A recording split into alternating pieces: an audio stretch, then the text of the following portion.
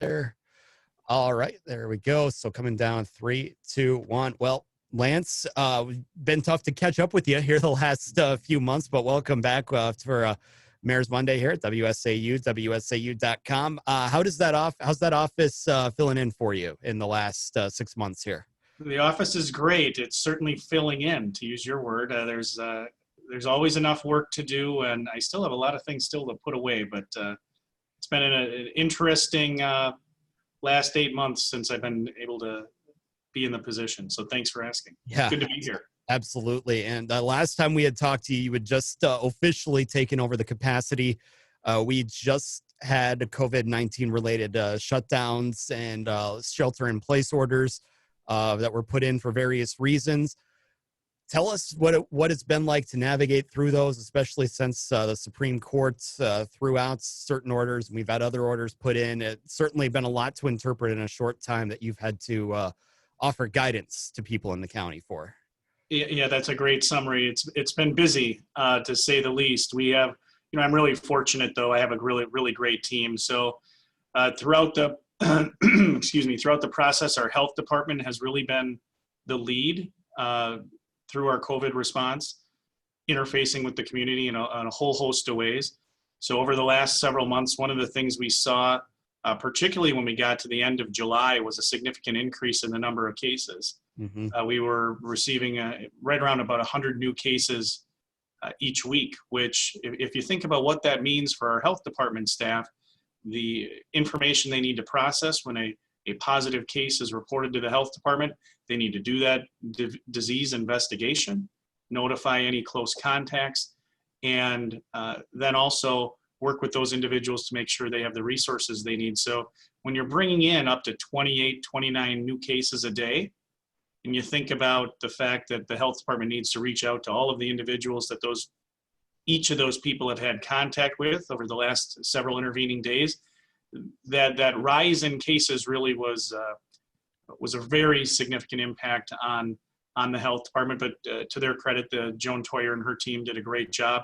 And to the community's credit, over the last several weeks, we've seen those numbers come down. We're now right around in that 30 to 40 new cases a month, which has allowed the health department to continue to do those really important things, the disease investigations that I talked about, but also make some real significant inroads into making sure that we're updating all of the data we want to update to the Department of Health Services so that the people in Marathon County and around the state have the most up-to-date information they can have. So really that's on the external side. Internally, over the last several months, we've, much like every business throughout Marathon County, we've continued to adapt to the changing environment in which we live and operate. Marathon County, all of our buildings have fully implemented the governor's order. In fact, we had mask requirements in place prior to that for all of our staff. We have protective measures in place, physical barriers using plexiglass and other substances. We have enhanced cleaning procedures. So there's a lot of work that's been done over the last several months, but not unlike any other employer within the county. So really, as it relates to our COVID response, we not only have that component, but one unique thing about government is that we need to continue to stay on top of a lot of the financial requirements and obligations we have relative to our COVID response through the federal government and the state government. So making sure that we're good stewards of the tax dollars that all of the individuals within Marathon County give to us to provide the services that our community needs. That's really been at the forefront of a lot of the work that myself and administration and our finance and other departments are working on. Yeah, absolutely. And I will tell you, I am one of those that is paying in now. I have bought a house in Wausau. So you're eventually, I cannot wait until that first time I get to tell you that my taxes have gone up too high. Well, I'll tell you, if you're complaining about Wausau taxes, I'll pass you on to Katie Rosenberg. We can put you into the mayor's voicemail. But yeah, great to have you purchasing a house. Congratulations. Yeah. Thank you. So we will. I'll be looking forward to those days coming up ahead. But we will talk about some of the financials here in just a bit. But you brought up some of the measures that have been implemented at the courthouse. plexiglass, added hand sanitizing, things like that. Are some of those measures ones that are here to stay now? Are we always going to be seeing plexiglass barriers when we go to pay a bill or pay a tax bill at the courthouse and be asked to hand sanitize in and out? That's a really great question. And, I'm a big fan of being radically candid and honest. I don't know the answer to that question. I think certainly there are things that you are going to see that are going to continue. I think we've all learned a lot through this COVID response. I have no doubt we're going to have better hand sanitation processes in place long after a vaccine is put in place and distributed throughout the community. We've done a lot of facility upgrades, and we're continuing to do facility upgrades to enhance ventilation and air quality. We'll continue to do those things. We've made changes with respect to some of the deliveries of, so if you utilize a restroom, you're going to see non-touch paper towel dispensers and other things of that nature. So certainly some of those things are going to be in place for a long period of time. My hope, however, is that, we can have a little bit more direct focus on personal interaction and customer service. That, the reality is plexiglass barriers don't allow for that environment to be quite as welcoming as it would otherwise be. But, we're going to follow the science on that and follow the recommendations of health professionals. But I don't know right now, and we're going to learn more certainly in the coming months. But I think you're going to see a lot of those things. Like I said, a lot of the things we have learned. My hope is you're going to continue to see a lot of that moving forward, because at the end of the day, it helps all of us be more healthy, and that's one of the threshold goals of Marathon County, to be the healthiest, safest, and most prosperous county in the state of Wisconsin. Yeah, and in looking at, you mentioned that personal interaction and things like that. I think that's something a lot of people are missing these days. Obviously, we've done a lot of these interviews virtually like this as well. Do you see a point where we do start to get back and roll some of those back, or are we waiting for a vaccine before we start to kind of open things up a little more in that aspect? Another great question. I think we're gonna, my sense is we're gonna be guided by local data on that. I think one thing we've seen with COVID response is, there's that happy medium between kind of a broad approach, like a statewide or even national approaches, and then how you tailor those approaches locally, I think, is important. So that'll be our goal, is to make sure we allow for some of that kind of local control, local modification of some of those approaches. I will tell you, I think we've learned, like I said, we've learned a lot in our COVID response. And the reality is that some individuals, I'll give an example, some individuals really we're finding new ways to deliver service. We're in the process of really undertaking a pretty radical change with respect to our website. That's going to take some time, but really finding ways to serve people better remotely. I give the example, I have a Nest thermostat in my home, and I had an issue with it several months ago, and I dealt with that. It stopped working at about 2 a.m. I dealt with that at 2 a.m. It was great. I have no doubt that the person I was chatting with wasn't actually a person. It was a artificial intelligence chatbot, but I got great service, and my problem was fixed. They shipped me a new thermostat, and I can't say that I would have wanted anything to be different. And I think the county is learning some of those lessons through this process. And my hope is that coming out of COVID, whenever that looks like we're going to be able to do that, and I think that's going to be a prolonged process. But in any event, coming out of that, I do think we're going to see the opportunity to provide service to people in different ways than we historically would have. I'm happy to say that a lot of our online bill pay options are really improving. I mean, if you don't want to come to the courthouse and you want to pay your taxes online, you can do that. We have an opportunity for you to do that through bank account transfer or using a credit card or debit card. Similar transactions exist for all sorts of other payments people need to make. And really what that allows for is individuals to get the service they need at the time that they want to do it, as opposed to making that special trip to one of the county facilities during normal business hours. Mm-hmm. So I think we have learned a lot. We're going to continue to learn and continue to implement those things. And I think the outcome of all of it is better service to the taxpayers and residents of Marathon County. What is going to be your number one sign that tells you that we are out of this, by the way? Just for you, not necessarily at work. I mean, just for you, what's going to be your sign that says, okay, things are back to normal? Really good question. My sense, one of the things I'm really certainly concerned about and hopeful around is school. I have my wife and I have 2 young children, and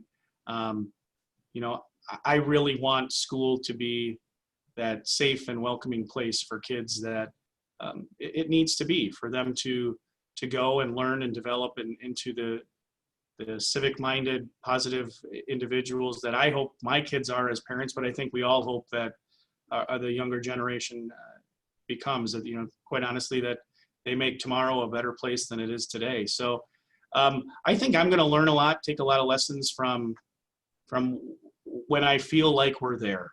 And I hope that we learn enough through this process that we can have school be that safe and welcoming place, and not only as it relates to the curriculum that they get in school, but the extracurricular activities, the other volunteer opportunities that kids have. So I think that's going to be the thing that when I sit back, and I don't know that it's ever going to be, again, back to normal, quote unquote normal, but when it's that safe and welcoming place, because I think school's certainly going to be open, and it's going to have a different feel for a lot of kids and a lot of families. And I hope that in the relatively near future, we can transition to, kids just walking in and it being school. Well, I think that's something that's on a lot of parents' minds these days as well. And one other thing that's been on your mind, obviously, we talked about a little bit about the budget. Give you a chance now to elaborate on that. Do you have an idea yet of what numbers are going to look like from the state, and how this is all going to impact the county's budget going into 2021 yet? Because that's something else that people have their eyes on right now. And maybe some people like you have maybe had your eye on it since March.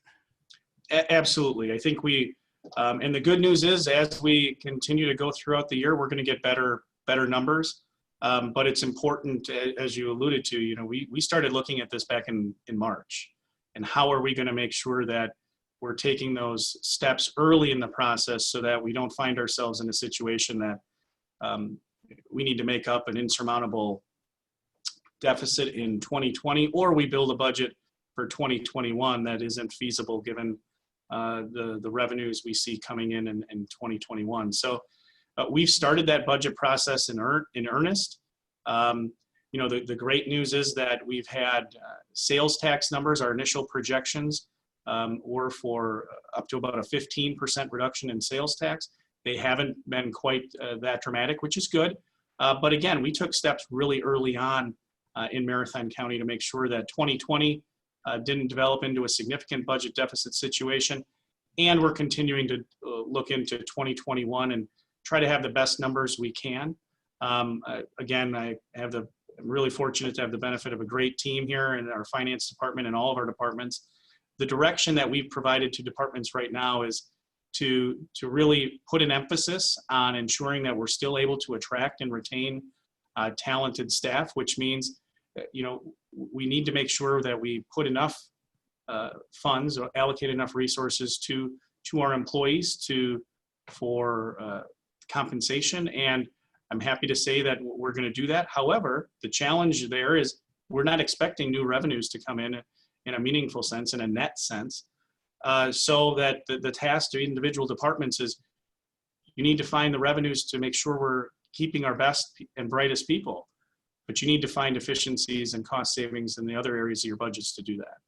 So that's been the initial direction. We're continuing to wait to see what our final healthcare numbers are.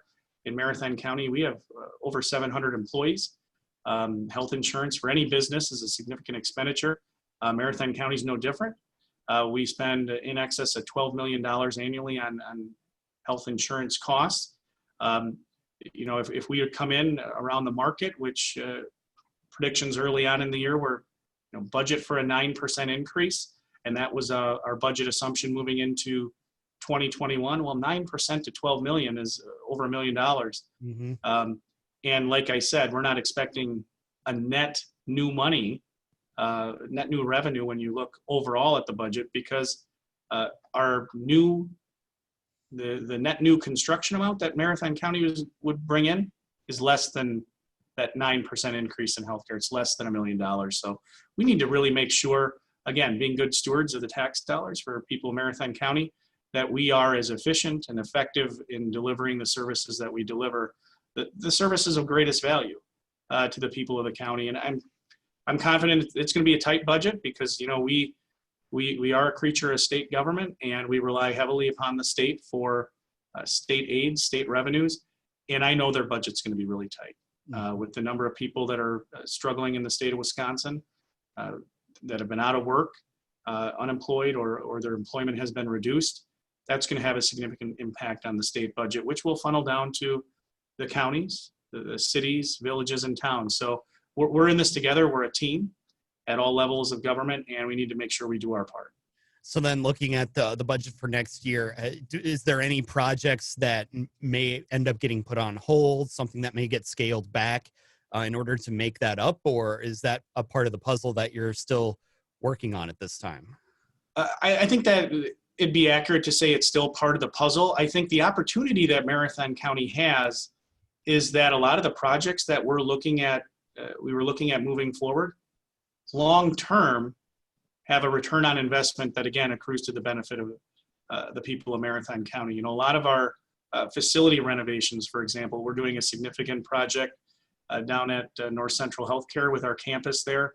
Not only the North Central Healthcare component, but we have our health department is located on site, as well as a couple other departments, including our facilities and capital management department. And as we continue to consolidate departments, long term, that's a cost savings, and it allows us to look at divesting other property that we have in Marathon County. And I think those are the projects that are really exciting to me. And, you know, credit to the county board that, you know, they've continued to push administration to do those things, even though, you know, at first blush, the easy answer might occur to us to, hey, stop doing any of those facility projects. But long term, that's really not, that's not in the interest of the Marathon County taxpayer. So the county board has still directed administration to keep moving those things along. That being said, certainly we're going to move them along differently to make sure that we position ourselves well in 2021 and beyond.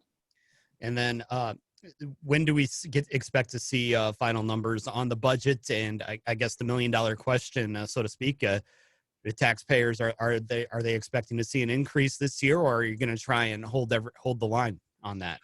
Well, to your first point about when, the administration should have its budget completed and presented to the Human Resources, Finance, and Property Committee in early October.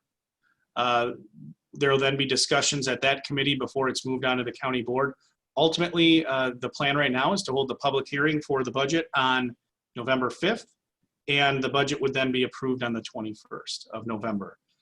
With respect to your second question about what Marathon County taxpayers can expect, at this point, we fully expect the tax rate for Marathon County taxpayers to go down. In light of levy limits, I'm very confident that tax rate is looking like it's going in that direction. That is the way that we had a discussion earlier this week at our HR Finance and Property Committee about the budget and kind of some of those initial preliminary numbers. And it did call for a pretty significant reduction in the tax rate. So that's certainly some good news in a year that, you know, one reason or another, it seems like we've been struggling to find good news at times. I'm sure there's a lot of people that'll be happy to hear that. Yeah, and again, I think that's a credit to the county board and county staff, the team we have here. But make no mistake, the function, it's a function of levy limits as well, based on the financial system we have and how that the levy rate is calculated. It's going to continue to get ratcheted down. We have a plan to, again, do those facility renovations in such a way that right now it doesn't cause that tax rate to go up in any sense. Mm-hmm. We'll certainly be on the lookout for that, and hopefully that'll come to fruition when that's all finalized here at the end of November. One more question then before we let you go. I don't think we can get away from an interview, a long form segment like this without asking you about what's gone on in the state of Wisconsin here this week. There's no doubt, as I've alluded to, it's been a tough week as far as the news goes with everything that's gone on down in Kenosha. I know you held a meeting with county leaders and city leaders in Wausau last week as well regarding inclusion and race diversity. Give us an idea of, how that's been on your mind this week and how you plan to tackle that here in Marathon County, because obviously that's something that the county's been talking about in the city in one form or another for the better part of the last year. Yeah, it's certainly, you described it as a tough week, and I certainly can't disagree with you.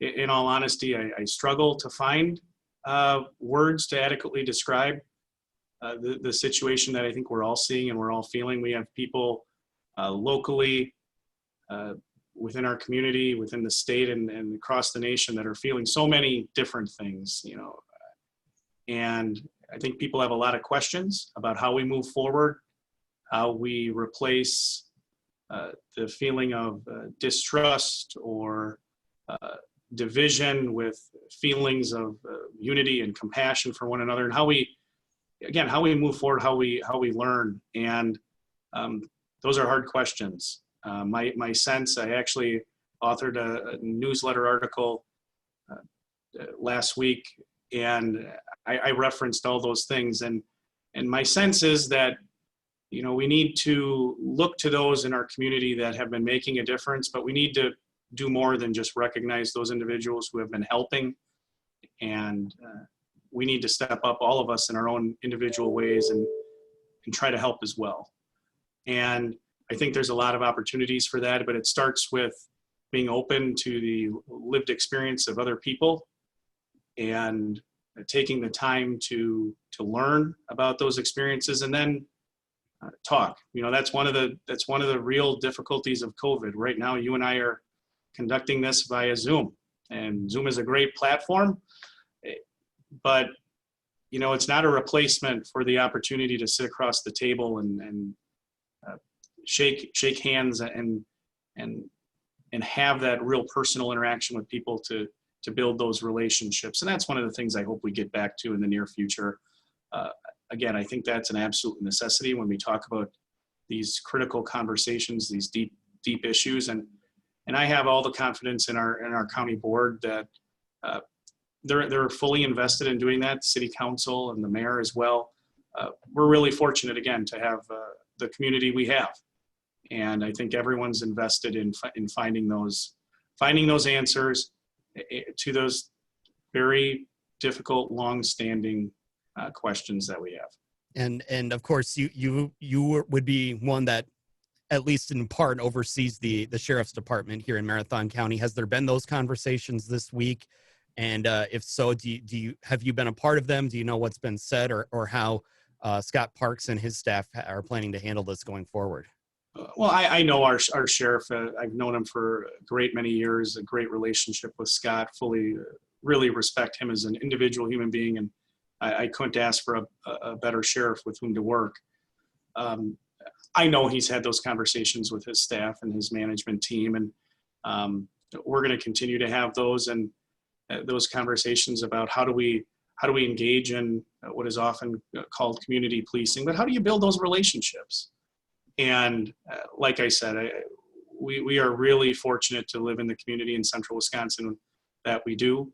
I couldn't ask for a better sheriff. The city of Wausau has, in my mind, the best police chief in the state of Wisconsin, and Ben Bliven, and a great mayor in Katie Rosenberg. And I think the collaborative relationships we have to continue to have those discussions and finding ways to have that dialogue with the community. That's the process to go forward. But it's going to be a process, and we're going to need to have those conversations. And I really look forward to that. And I think that's going to be a long-standing thing. That's not something that you check off the list and say it's done. My hope is that we build the forums and the opportunities for people to have those discussions on an ongoing basis. Well, Lance, we appreciate the time here this week, and hopefully we'll be able to chat once more before the year is up. Absolutely. It's always a pleasure. You have a great rest of your day. You as well.